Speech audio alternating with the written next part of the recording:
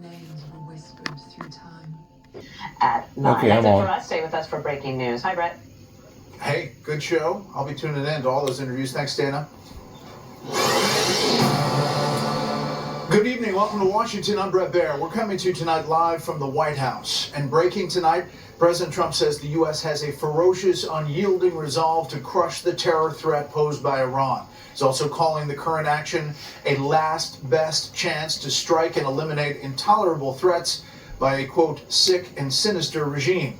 Earlier, the president told me on the phone that 49 Iranian leaders have been killed. He says there is a plan for other leaders to step up, but they don't know who they are as of yet. Secretary of State Marco Rubio traveled to Capitol Hill today to brief top congressional leaders on the operation.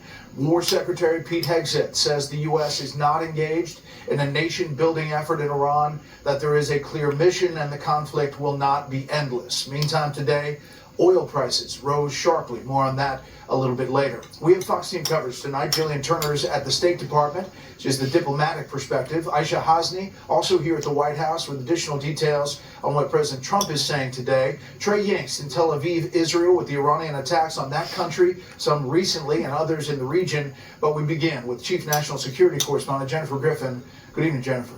Good evening, Brett. We've just learned the death toll from that Iranian missile strike on U.S. forces in their Tactical Operations Center has risen to 6. Today at the Pentagon, Chairman of the Joint Chiefs, General Dan Kane, said the president gave the go-ahead on Friday. The bombs started dropping at 1:15 a.m. Saturday. It was 9:15 a.m. in Tehran. As dawn crept up across the Central Command AOR, the skies surged to life. More than 100 U.S. warplanes launched simultaneously from land and sea. Refueling tankers, electronic attack bombers, and unmanned drones flew toward Iran in a synchronized wave. 4 B-2 bombers made a 37-hour round trip from their base in Missouri to drop dozens of 2,000-pound bombs on underground missile sites. And overnight, B-1 bombers carrying 75,000 pounds of munitions flew 34 hours round trip from their bases in South Dakota. In just 48 hours, the U.S. and Israel achieved air superiority, taking out all of Iran's Russian and Chinese air defense systems. This air superiority will not only enhance the protection of our forces, but also allow them to continue the work over Iran. CENTCOM says it sank 11 of Iran's Navy vessels, part of its goal to destroy Iran's Navy. It may take weeks to eliminate Iran's missile stockpiles and mobile missile launchers. But in eliminating key parts of the regime, the mission is ahead of schedule, according to President Trump. We also projected 4 weeks to terminate the military leadership, and as you know, that was done in about an hour, so we're ahead of schedule there by a lot. 3 U.S. F-15 fighter jets were shot down overnight in a friendly fire incident when Kuwaiti air defense systems mistakenly fired on them. 6 American pilots evacuated and are now safe. This was our last best chance to strike what we're doing right now and eliminate the intolerable threats posed by this sick and sinister regime. Our objectives are clear. This is not Iraq. This is not endless. Our generation knows better, and so does this president. He called the last 20 years of nation-building wars dumb. This work is just beginning and will continue. Secretary Hegseth said this is not a regime change operation, which begs the question, what happens if the Iranians are left with the remnants of the past regime? He and the president both have not ruled out putting boots on the ground. General Kane said today more forces are on their way to the Middle East. Brett? Jennifer, thank you. Meantime, Israel has been under steady attack since the start of the latest Iran conflict, even just in the past few minutes. Qatar, meantime, says it shot down 2 Soviet-era Iranian bombers today. Many other Gulf states are also taking fire from Iran. Chief Foreign Correspondent Trey Yanks is in Tel Aviv tonight. Good evening, Trey. Brett, good evening. The war has now expanded to Israel's northern front, with the Iran-backed terror group Hezbollah launching rockets into northern Israel overnight.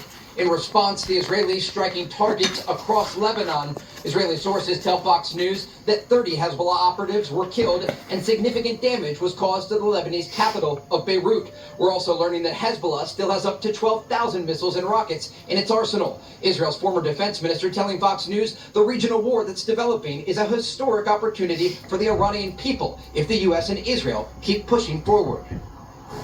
The coming weeks will shape the coming decades in the Middle East and in this part of the world, and I believe that this should be done precisely according to the plan.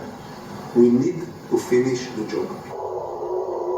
Iran is not letting up on its attacks against Israel, today launching dozens of ballistic missiles at the country. A direct missile impact wounding at least 19 people in the southern city of Beersheba. Israel is now targeting Iran's ballistic missile launchers in response. The head of the IDF Military Intelligence Directorate says the conflict has only just begun. We are not finished. You must continue to set these targets and mark them. Anyone who chooses to engage in such actions against the State of Israel, against the residents of the State of Israel, against our future here, we will find them and we will eliminate them. As we speak, there are sirens sounding in northern Israel. Just minutes ago, we saw interceptions and some missiles being intercepted out at sea from Tel Aviv. As this conflict is developing, the Israelis are doing what they can to take down the incoming fire. Brett? Trey Yanks live in Tel Aviv. Trey, thank you. Stocks mixed today as oil prices rose in reaction to the conflict with Iran. The Dow lost 73, the S&P 500 rose 3, the Nasdaq gained 81. As we told you a moment ago, President Trump gave a progress report today on the Iran operation. White House correspondent Aisha Hasni has that part of the story tonight. We're already substantially ahead of our time projections. We projected 4 to 5 weeks, but we have capability to go far longer than that. In his first in-person remarks since launching strikes on Iran, President Trump says the campaign is well ahead of schedule, explaining to Fox News' Brett Baer how U.S. intelligence led to taking out 49 top Iranian leaders in the first few hours. Trump says if they hide, it's a lot longer than 4 weeks to get them all, and they would have been hiding. We were shocked when we heard what was going on with the meeting. You know, we knew exactly what was happening. 49 leaders, the top leadership. That early success, however, raising questions now about who will lead the Persian country.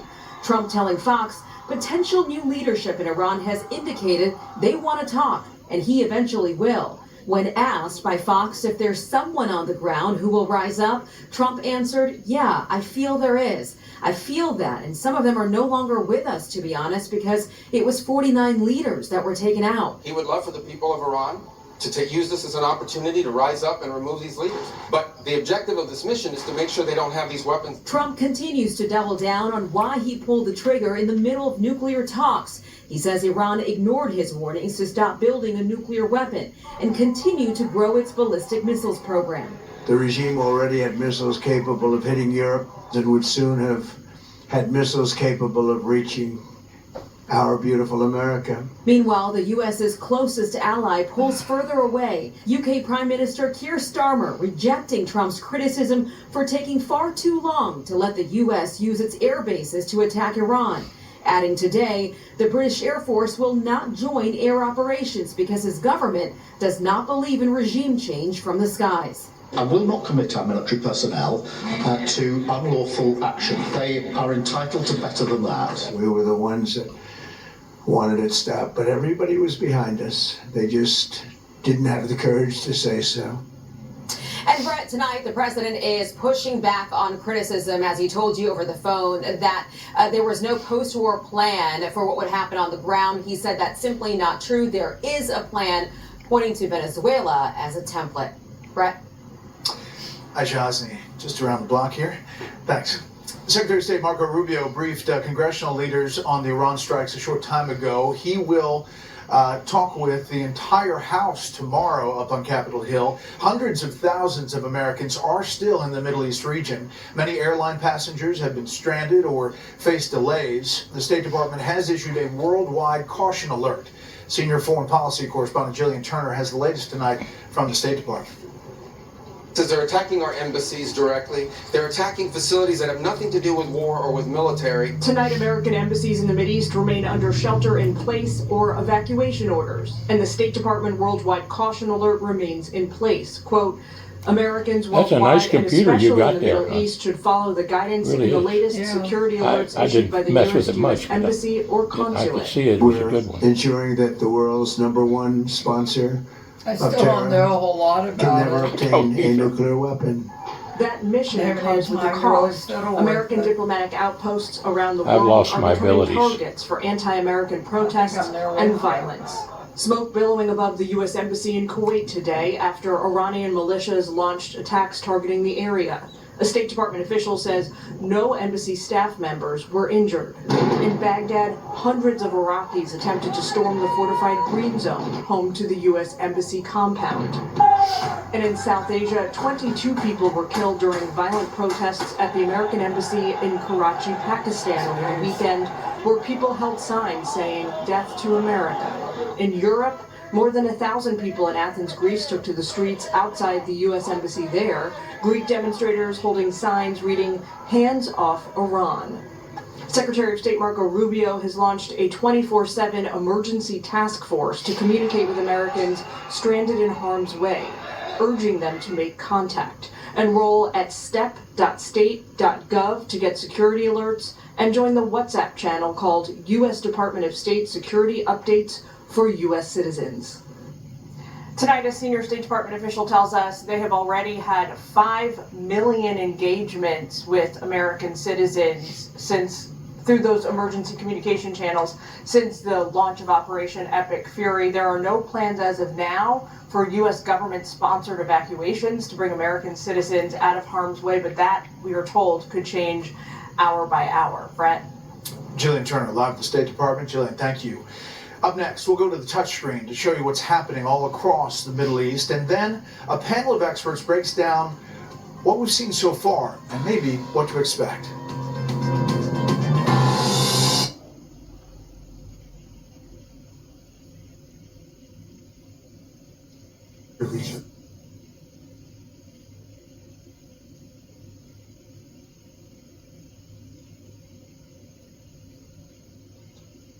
Epic Fury begin tonight. Are you feeling? This is a very special place. It is a place where we like to think we make memories. We have the capacity for... Oh, good. Transparent. You're stuck. Yeah, okay. Struck more than 2,000 targets all across Iran, including security institutions, military bases, ballistic missile infrastructure, and in and around Tehran. It's very interesting. One of the most notable strikes, as satellite imagery shows, the Ayatollah's compound. Here it is in early February. You see the compound there. Now, on March 1st, look at this. What's left behind the crater. You can see the destruction of the compound after the strikes that killed the supreme leader and many other leaders there. In western Iraq, the Chokabak facility out here is a drone base. Strikes targeted this drone base. Iranian drones have been the hardest for the U.S. military to defend against. Here you can see the drone base, and then you can see the extensive damage there of the base, the storage buildings, the bunkers, the launch equipment. And in southern Iran, U.S. strikes have hit major military bases. Actually, there have been hundreds of strikes all across Iran. Fatalities have also been reported in Israel, Lebanon, United Arab Emirates, Kuwait, and Bahrain. Every U.S. base in the region has been hit by something, and Iranian drones are proving the hardest to defend against. You have a warhead here that is used by the drone in Iran in these strikes across the Middle East. It's a warhead that can be up to 110 pounds with a range of more than 1,200 miles. These drones can go in all different directions. It's difficult to detect during the flight, and the strikes are pre-programmed with targeted coordinates. Now, the United Arab Emirates has said that it has intercepted hundreds of these drones, the UAVs, 645 intercepted. They've also dealt with 8 cruise missiles, 161 ballistic missiles have been intercepted, 13 missiles impacted the nearby waters, 44 UAVs struck state territory. Again, this is from the UAE. Now, these drones also have been used and been responsible for threatening energy assets across the Middle East. In Iraqi Kurdistan, several oil fields had to stop production as a precaution. More than 200,000 barrels are exported to Turkey from this region every day. Off the coast of Israel, the giant Leviathan gas field was temporarily shut down. In Saudi Arabia, 2 drones were intercepted near Aramco refinery. Debris caused a fire, as you see here, and forcing that facility to shut down. And in Qatar, Iranian drones attacked facilities in the northern part of the country and manufacturing facilities south of Doha. Iran and Qatar share a natural gas field in the Persian Gulf, and there have been no reports of attacks on facilities on either side. In the Strait of Hormuz, several ships have been attacked. According to Iranian state media, the Revolutionary Guard says it will set up to fire on any ship trying to pass through. So far, that hasn't happened. About 20% of the world's oil is shipped through these waters. Now, that affects crude oil prices. They've risen significantly since the strikes began early Saturday morning. Natural gas prices also expected to rise in a region crucial for energy production. What they have done is united the Gulf states. It takes a lot to unite the Gulf states. As anybody's been watching the Middle East for years, there's usually a lot of friction here. But they have all come together, certainly, and 4 of them are going to get into this fight. I mean, they're all defending adequately against the Iranians' attacks. Well, let's talk about the situation with a pair of Middle East experts we've had on many times before. Norman Rule is a former CIA officer, was the National Intelligence Manager for Iran, and Kareem Sajpour of the Carnegie Endowment for International Peace.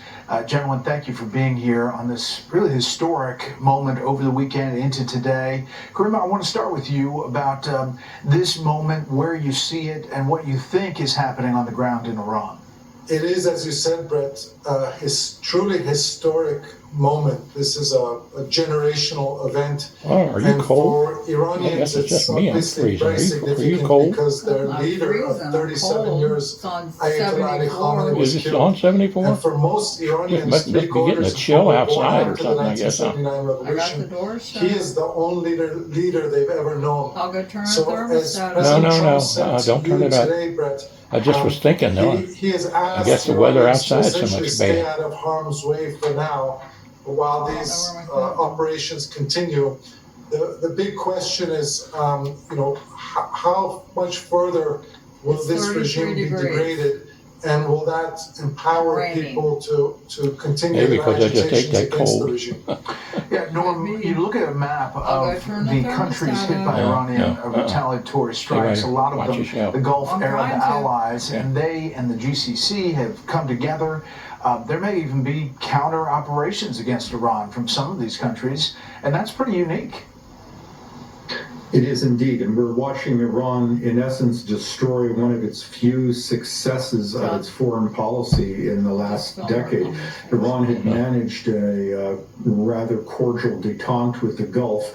The Emirates was its second largest trading partner, and although the Gulf states had not empowered Iran or provided with any material support to sustain the regime in any way, they had obeyed sanctions, they nonetheless had a relationship that enabled Iran to say that they had no enemies in the region. That is over. And it will be something that Gulf Arabs will remember for a generation, that they were not aggressors, and Iran attacked them and attacked civilian structures with missiles and drones. Kareem, there are a lot of questions, and it's both sides of the aisle about what comes next after the Ayatollah's death. There have obviously been a number of leaders, the president puts it at 49 in the succession chain, that have been taken down. But when do you think that the Iranians on the ground who want to take over this government, when would that happen, and do they have the arms and capability to do it? So it is a population, with the exception of Iranian Kurdistan, which is largely unarmed. And it is a regime which up until now has been highly armed and organized and willing to kill en masse. And so even though I would say this regime has only perhaps 15 at most % popular support, because the regime's security forces up until now have stayed united, they've been able to thwart any popular opposition.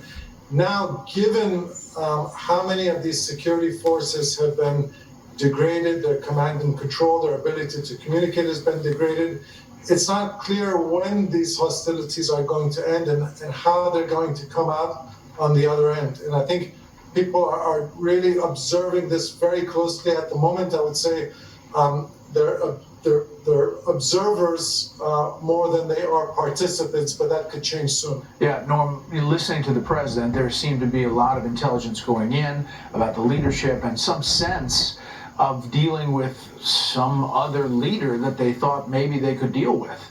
He told me the template was Venezuela. It's a much different theater, a much different, broader, bigger operation. But as far as the leadership and somebody they could deal with or turn the regime, it was what he suggested. I'm just wondering your thoughts on that, about the next steps. Well, the administration has a challenge. It needs to do several things at once. First, it needs to carve away enough of the radical hardline leadership to enable an element of the remaining leadership to make significant concessions on Iran's nuclear, missile, and regional adventurism to satisfy the national security objectives of the United States. It needs to, however, at the same time, leave in place sufficient elements of the regime so that they can control the armed elements of the IRGC to prevent them from turning on unarmed protesters and preventing a civil war. At the same time, you want to have a deal with the government, but you don't want to enable chaos in the country. And then you've got the Israelis having their own operations that are underway. And remember, this is a war, and events happen, and accidents and occur, and you're not really, in control of the situation every day. So this is a difficult and evolving situation. Yeah. So we'll see. Yeah, it is a we'll see. A battle plan changes once you hit war, occurring very quickly. Is it cautious optimism, do you think, in Iranians who've been fighting for this for a long time? I know there are cheers and parades all over the place that it's happened, but we're at the beginning stages of this. It's a surreal moment for Iranians, Brett. I think cautious optimism is probably a widespread sentiment. It's obvious that change has already happened. The leader of 37 years is gone, and I think that people are waiting to see how much longer this U.S. operation and Israeli operation will continue, and perhaps wait for an opportunity to mobilize. Yeah. Kareem, Norm, we really appreciate your expertise. Thank you. Thank you, Brett. Up next, as tensions in the Middle East grow, there is no end in sight in the partial government shutdown affecting Homeland Security here. And then, could the mass shooting in Texas over the weekend be a terrorist attack tied to Iran? The FBI looking into that.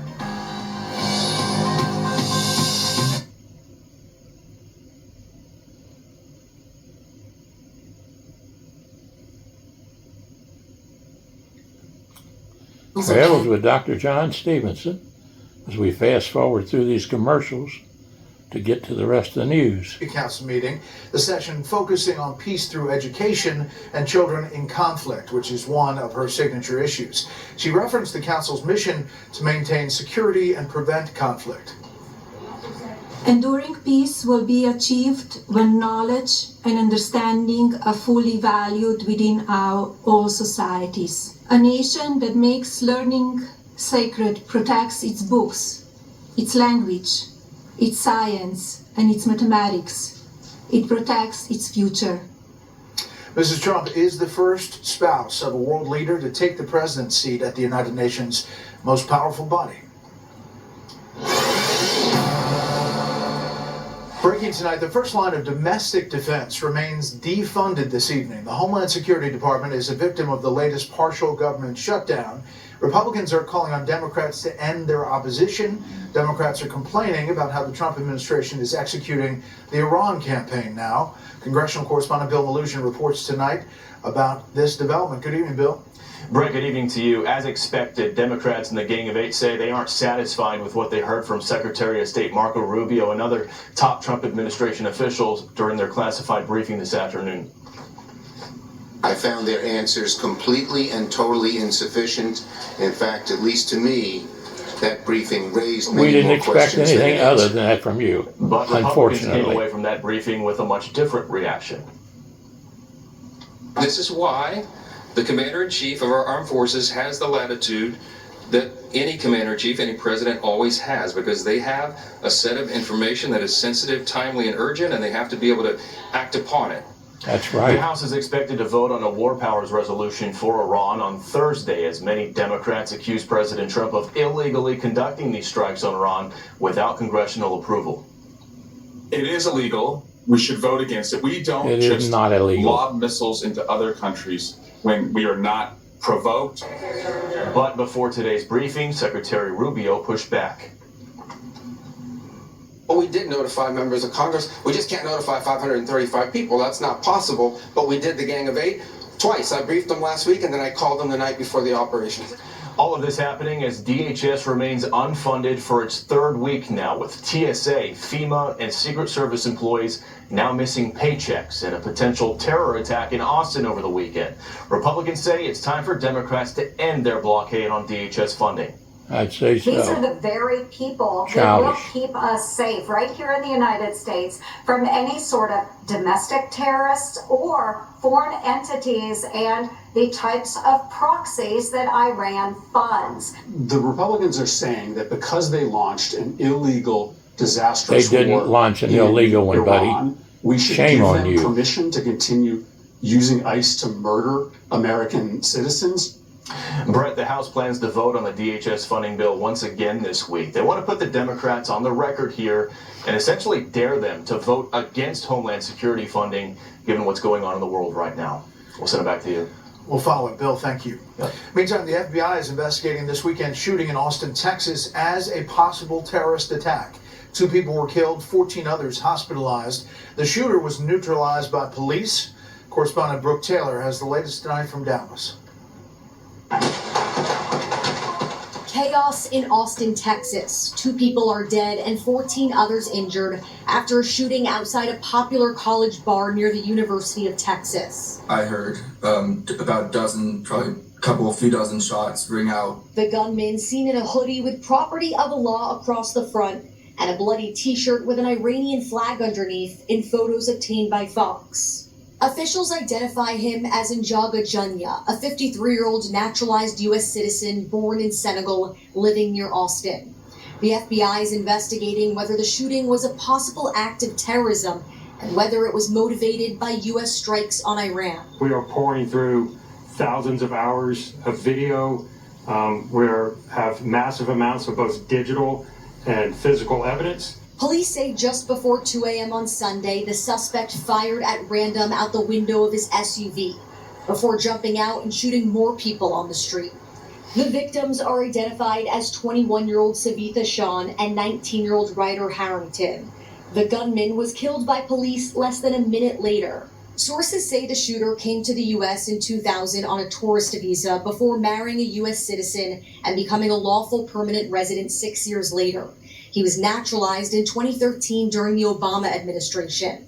On Sunday, officials were seen executing a search warrant at his home.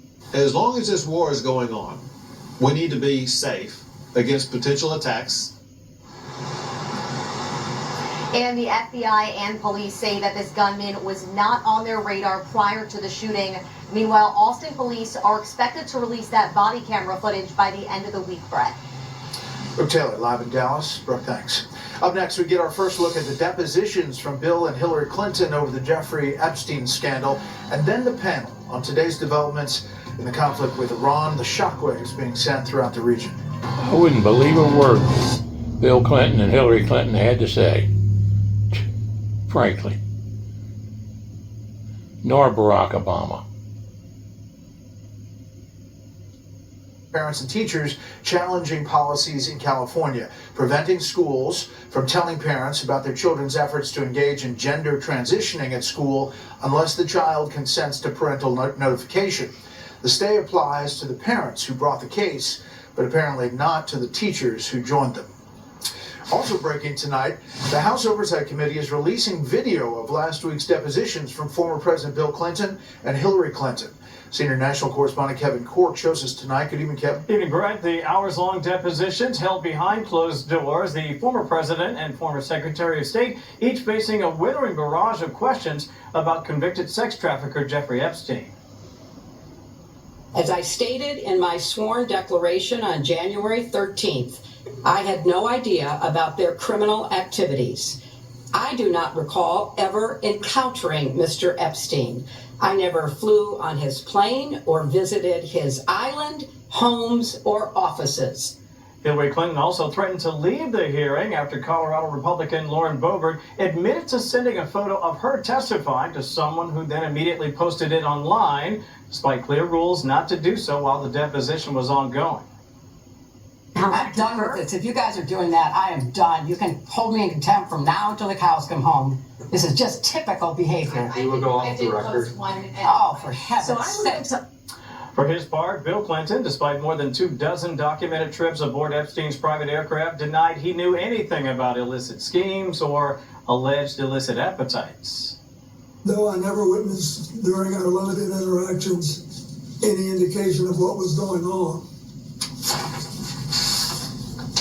I'm here to offer what little I know so I can do my part to prevent something like this from happening again.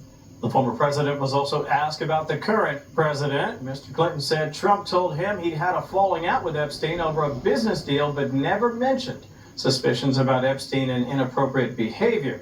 Now, when asked whether Ghislaine Maxwell ever visited the Clinton home in Chappaqua, Bill replied, "I don't recall, but it's quite possible she did." Brett. Kevin Cork on Capitol Hill. Kevin, thanks. Up next, the panel on day 3 of this latest conflict with Iran and what's next. First, here's what some of our Fox affiliates around this country are covering tonight. Fox 57 in Columbia, South Carolina, as the body of civil rights icon Jesse Jackson lies in state at the South Carolina State House. Afterward, a memorial tribute was held there. Jackson is remembered as a leading figure in the civil rights movement whose decades of activism helped reshape American politics and expand opportunities for black leaders. And this is a live look at Kansas City from Fox 4.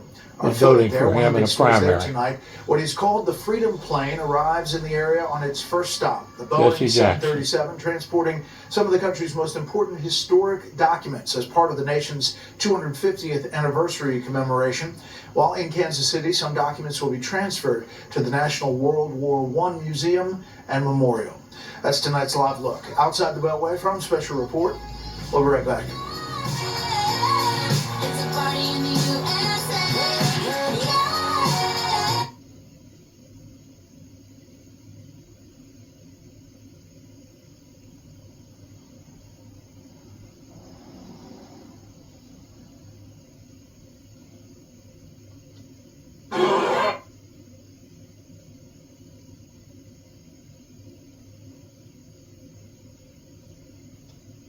Back now is because they were, after we hit their nuclear sites and their ballistic missiles program, you'd think they learned a lesson, but they didn't, because they're unreformable. They're totally fanatic about this, about the goal of destroying America. So they started building new sites, new places, underground bunkers that would make their ballistic missile program and their atomic bomb programs immune within months.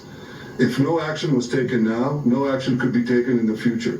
And then they could target America, they could blackmail America, they could threaten us and threaten everyone in between. So action had to be taken, and you needed a resolute president like Donald J. Trump to take that action. Amen. Israeli Prime Minister Benjamin Netanyahu I agree with him talking totally. to Sean Hannity. He will be on Hannity tonight, 9 p.m. Eastern Time. You can see that whole interview tonight. talking about the threat from Iran before this action started. Let's bring in our panel. Fox News Chief Political Analyst Brit Hume, Politico White House Bureau Chief Dasha Burns, and Matthew Continetti, scholar at the American Enterprise Institute and Wall Street Journal opinion columnist. Brit, you know, there's a lot of talk now all over the airwaves, up on Capitol Hill, about was there an imminent threat? You know, we're early in this operation. They've had a lot of military success already.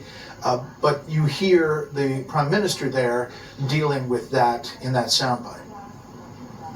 Yeah, I don't think the case that there's an imminent threat in the usual sense of that term needs to come into play here. The President has ample authority as Commander-in-Chief to undertake one of these missions.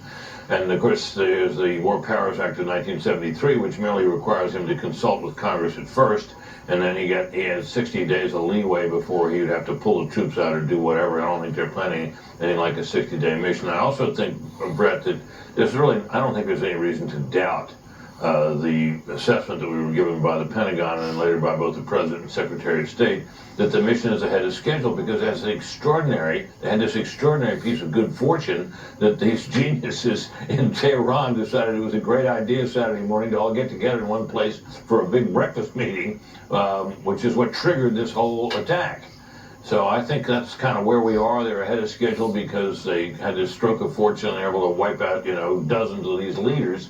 So I think, once again, we're in the same place we've been for a couple of days now. So far, so good. The casualty figures are militarily insignificant, although if they grow, they could become politically significant, and that's certainly something to keep an eye on, as well as the fact that Rubio, the President, and others are saying today that the big part of this attack is yet to come. Yeah. Dasha, I talked to the President on the phone this morning. I asked him about the next steps, the next leaders that may step up, the belief that they could find someone that the U.S. and the Western world could deal with. He said this: I feel that there is, and some of them are no longer with us, to be honest, because it was 49 leaders who were taken out. They're now using people, studying people to be the leader that even they don't know who they are, because 49 leaders is deep in the succession chain. They believe there is a way forward here. Dasha, your thoughts and what else is coming out of the White House? Yeah, look, Brett, the administration has been saying that the regime change was not an objective of this operation. It's not what they were going for. But the regime has changed, Brett, and what happens with Iranian leadership is going to have massive impact on the region going forward. And as you've heard from the President, it does seem that he wants to have some influence over that. Look, the way that the history books look at this, and certainly the way that American voters will look at this, especially in this election year, still depends on factors we don't have answers to yet. How long will this last? How many American casualties will there be? How does this end, and what is the day after plan, which hasn't really been articulated by the administration yet? And meanwhile, back home, I'm getting a lot of messages, Brett, from Republican sources really concerned about how much this is going to consume the administration in a midterm year when they really want the attention to be on this election, on the economy. And the President has been out here trying to communicate the why and the what happens next via these phone calls and via his media appearances, Brett. Right. He is saying, in his mind, 4 weeks, but that they're ahead of schedule, Matthew. He said to me today that they are doing better than they expected to be doing. The resistance from Iran is less than they expected at this moment. And then we heard that briefing at the Pentagon, the chairman of the Joint Chiefs, talking about what they're able to do with the defenses inside Iran. Take a listen. This is not a single overnight operation, and in some cases will be difficult and gritty work. This was our last best chance to strike. The American people want us to focus on making their life better, not getting involved in another endless war in the Middle East that is going to end in failure. I can't get into details, but every month it gets much worse and more dangerous. That's an unacceptable risk for the United States. The combined impact of these strikes, swift, precise, and overwhelming, has resulted in the establishment of local air superiority. This air superiority will not only enhance the protection of our forces, but also allow them to continue the work over Iran. That's a big deal. Air superiority, Matthew. It is. I mean, the people who are searching for off-ramps, I think, need to take a step back and look at the overall situation, Brett. There have been 8 U.S. presidents since the Islamic Revolution in Iran, and only one of them has been undeterred by the terrorist regime in Tehran, and that's Donald Trump. Beginning in his first term with getting us out of the nuclear agreement, with exerting maximum pressure, with killing Qasem Soleimani, the head of the terrorist Islamic Revolutionary Guard, and now extending into his second term with reasserting maximum pressure, Operation Midnight Hammer against their nuclear program last year, and now this operation in conjunction with our Israeli partners to degrade and destroy not only the military infrastructure of the Iranian regime, but also the apparatus of repression that the mullahs have used to oppress their people for years. This is a historically significant operation with huge strategic consequences, not just for the Middle East, but for the world. Amen. Yeah, and we don't know, Britt, how long it's going to last. You had Secretary Rubio saying the hardest hits are yet to come from the U.S. military. President Trump saying as much as well. This could be the early days.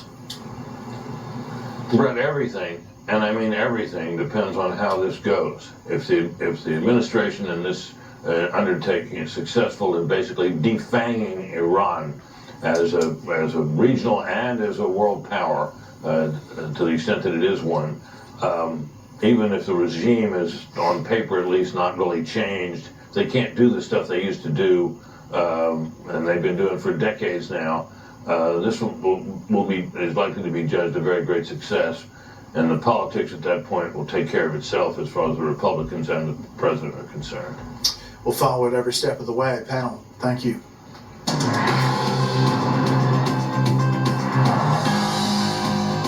Finally tonight, a special report salute. There's no ceremony that can be much more important than this. We gathered this morning to recognize the unsurpassed courage of 3 really incredible American heroes. U.S. Army soldiers retired Command Sergeant Major Terry Richardson, Staff Sergeant Michael Ollis, and Master Sergeant Roderick Edmonds were awarded the Medal of Honor, Congressional Medal of Honor, by President Trump this morning. Beautiful. It was an amazing ceremony, one that everyone applauded today as he made those comments about Iran as well. Tomorrow on Special Report, Homeland Security Secretary Kristi Noem testifies.